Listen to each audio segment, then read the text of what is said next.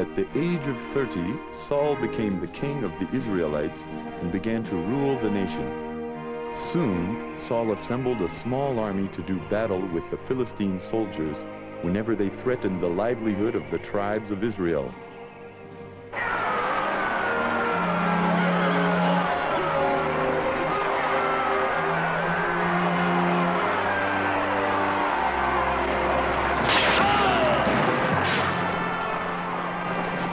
With each battle, King Saul added to his victories, and the tribes of Israel recognized his strength and benefited from his authority and protection. Just as they had requested of Samuel, the people of Israel now had a king to lead them. However, all these events caused Saul to become arrogant, and he turned his back on the laws which God had made for his people.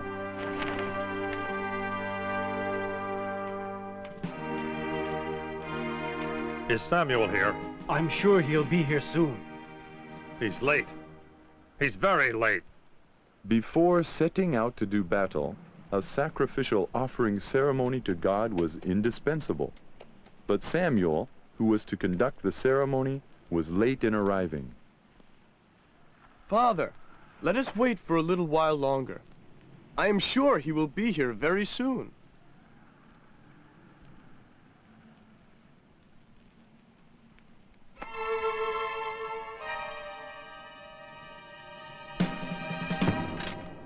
Saul became impatient and decided to act in place of Samuel. In doing this, Saul committed blasphemy, for only a priest could conduct a sacrificial ceremony. Even a king was not granted this privilege.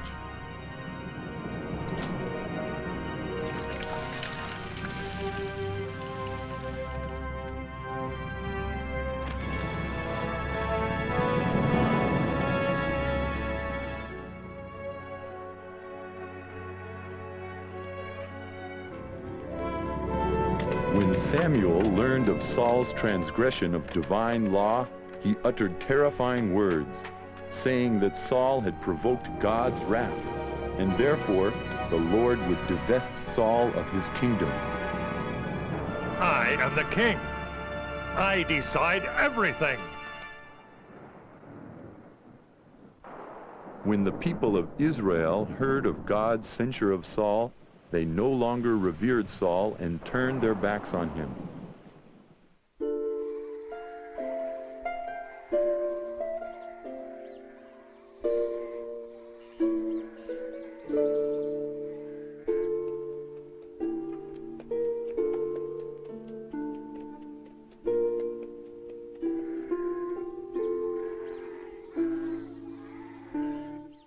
What would happen if King Saul should find out that you have consecrated one of my sons as a king? He would have him killed, and he would probably kill you and all of your other sons as well. But we must do God's bidding.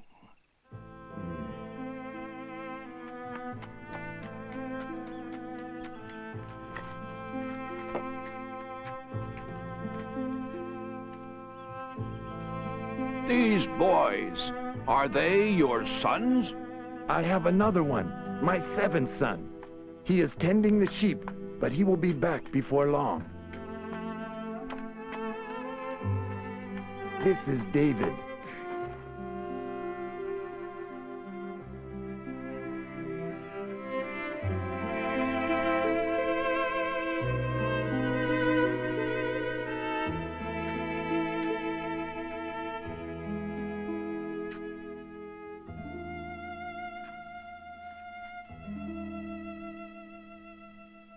Tell me, sir, why have I been called here?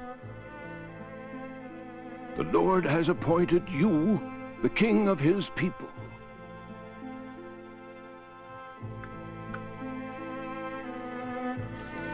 The Spirit of the Lord shall dwell in you for eternity. You will grow up, and the people will welcome you as their king.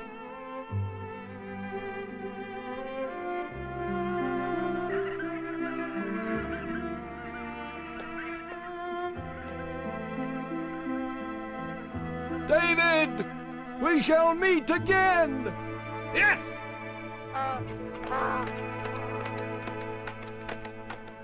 The reign of King Saul was now coming to an end.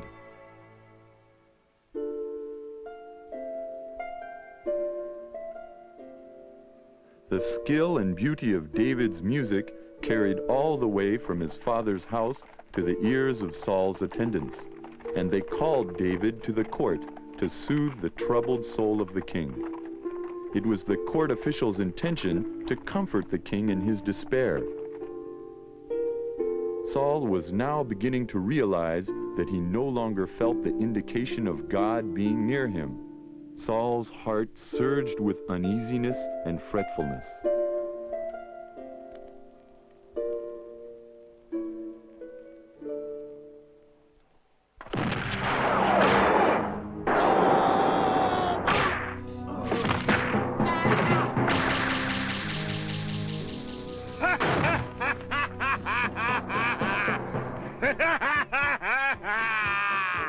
I challenge the army of Israel. Send out one man, and we will fight to the end. If he wins over me, all of the Philistines will become your slaves.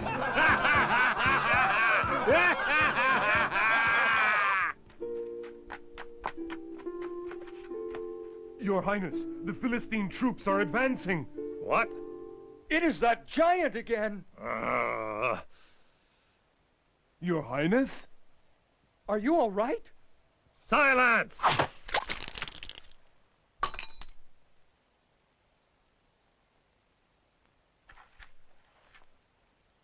Let me challenge Goliath. He is a giant, over 9 feet tall, and as heavy as a mountain. How can someone like you, who is as small as a mountain finch, challenge such an opponent? When I was a shepherd and wandered in the desert, the Lord saved me from lions, bears, and wolves, and the Lord will surely help me defeat Goliath.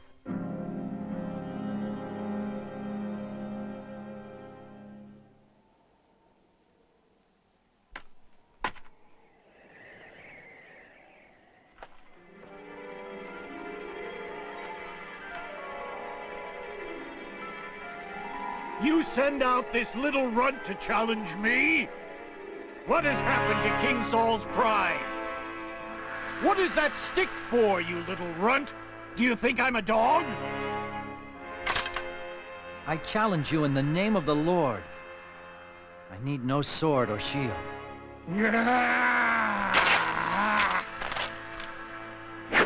Come closer. I shall feed your flesh to the birds in the sky and the beasts in the fields.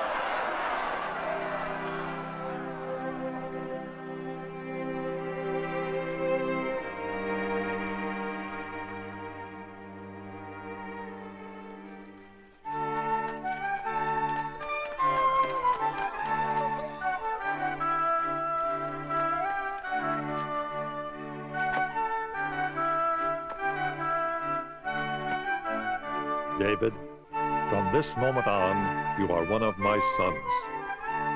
My beloved son Jonathan is now your brother. Thank you very much, Your Highness.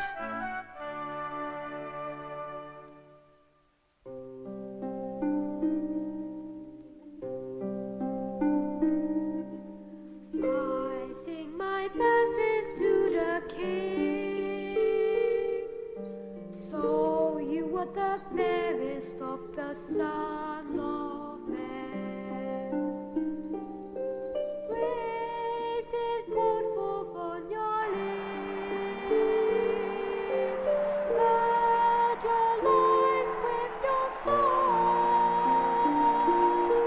As a result of David's victory, he gained the praise of all of Israel, and Saul gave his daughter Michal to David for his wife.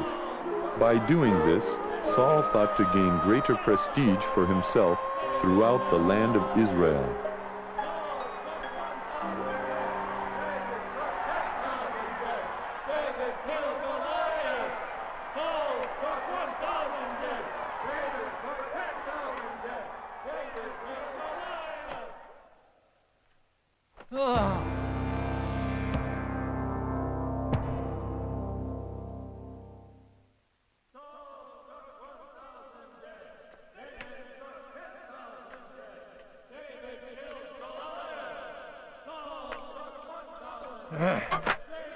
But I am the king.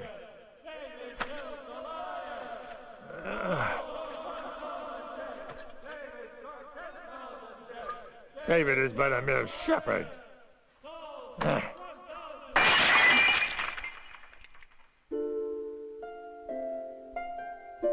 I am the king.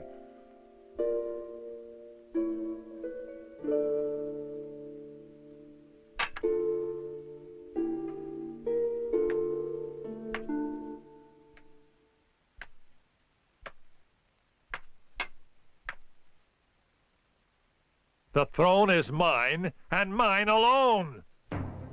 What are you doing, Father? David, you must run.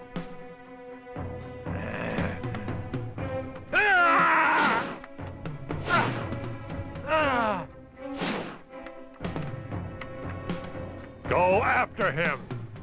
Kill the shepherd David, the son of Jesse.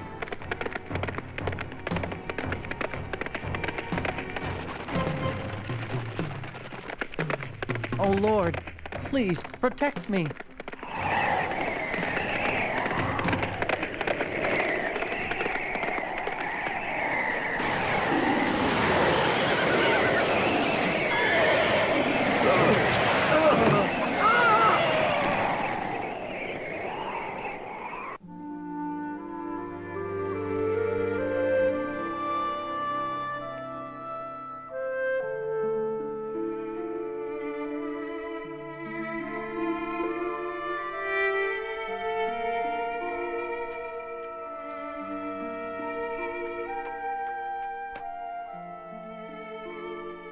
The Lord does not forsake those who love him.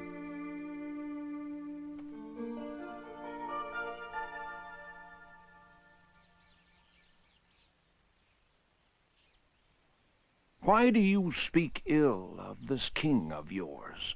I warned all of you. A king will steal your daughters and make your sons into soldiers, and he will take your crops for taxes. And you said, it does not matter. You wanted a king. So the Lord anointed a king. But Saul is a corrupt king. Do you understand that having a king is not the important thing? What is important is having a just king. David!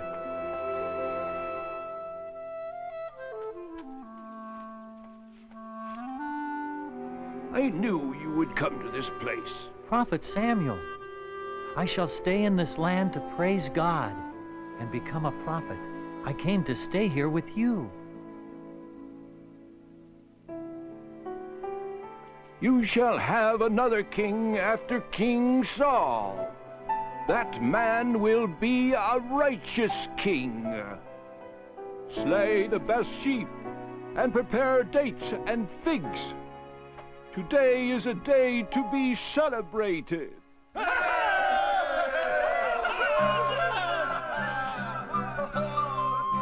David lived with Samuel in the town of Naioth, near Ramah. King Saul tried to arrest David. He sent his envoys once, twice, 3 times. But each time, when they arrived in Naioth, they were overwhelmed by the Lord's Spirit and could not kill David. Instead, they faithfully followed Samuel's words. Saul became more and more enraged because he had waited such a long time to hear the news of David's death.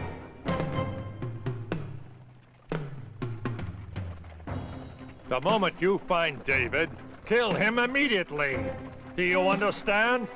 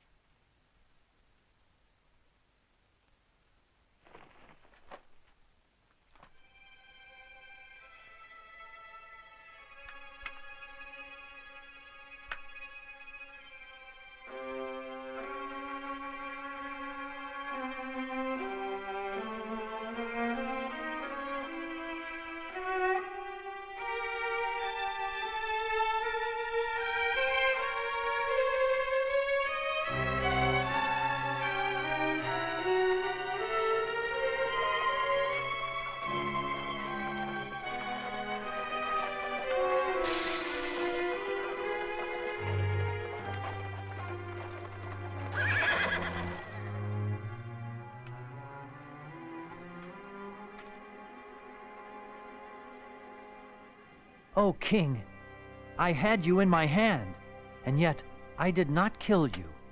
David, come down from there. Why? And for how far do you intend to pursue me? David, my son, come back to me. Have I committed a sin? If I have, you must tell me what it is. What have I done to make you hate me so much? What did I do? David!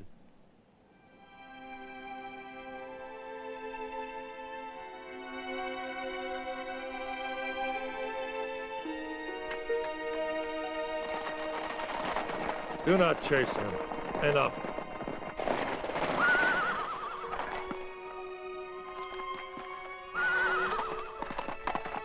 David, I wanted you to stay by me. I wanted to forgive you.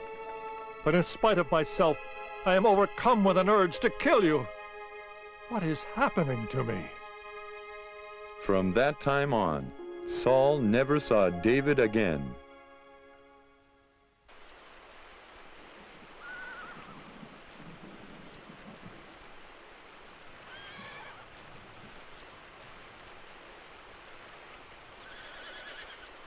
It's the Philistine army.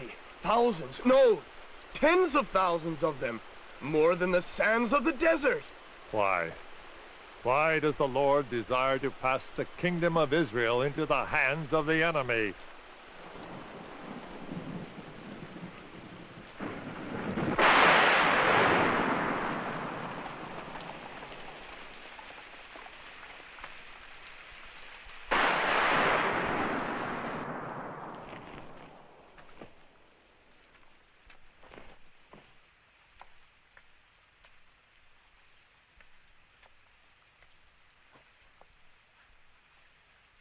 I wish to summon the spirit of a certain man.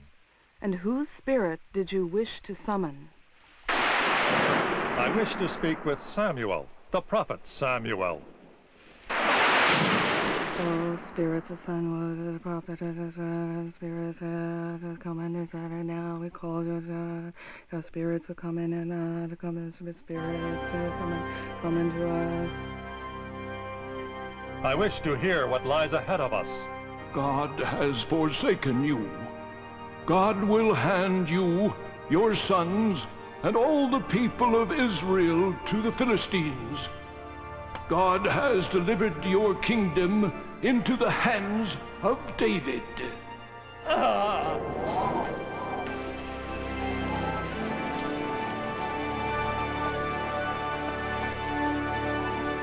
Why don't you ask God?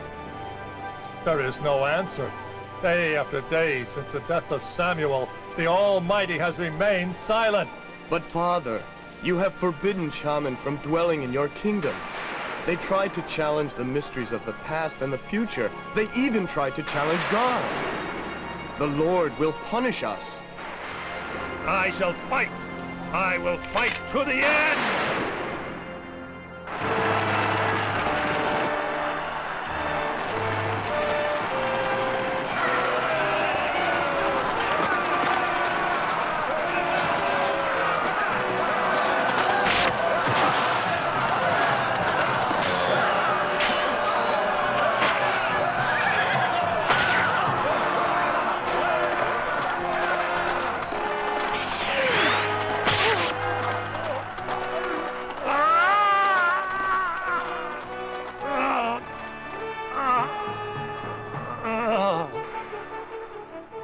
God has forsaken you. God will hand you, your sons, and all the people of Israel to the Philistines. God has delivered your kingdom into the hands of David.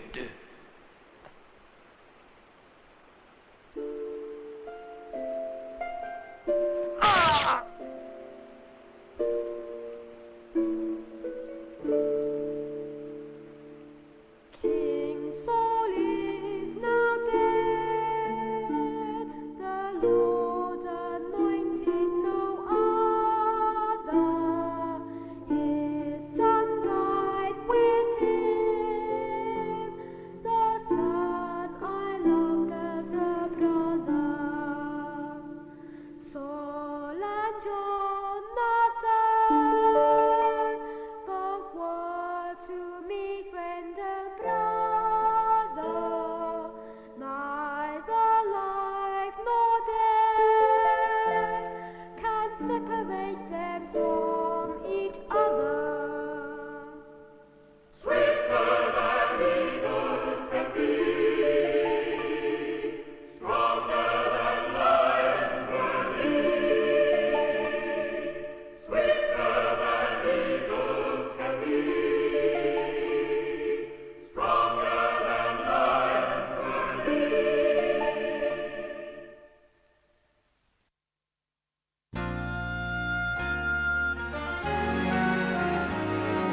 Everywhere there may be sudden lightning, but I'll know you're there.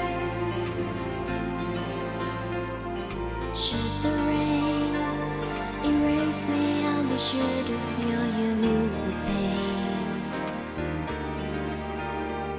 Such tenderness was how I got to know you well.